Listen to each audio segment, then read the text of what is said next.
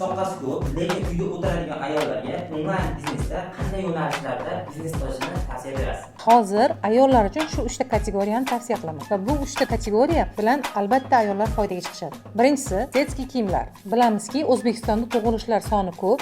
Shu sababdan onalar o'zlariga emas, farzandlariga ko'proq kiyim olib berishadi va bunda tovar обороты tez bo'ladi. Ikkinchidan, ayollar kosmetikasi va parfumeriyasi. Hozirgi kunda yosh qizlarimizdan tortib katta yoshli ayollarimizgacha juda ko'p pardoz qilishadi. Shuning uchun pardoz mahsulotlari juda tez sotiladi.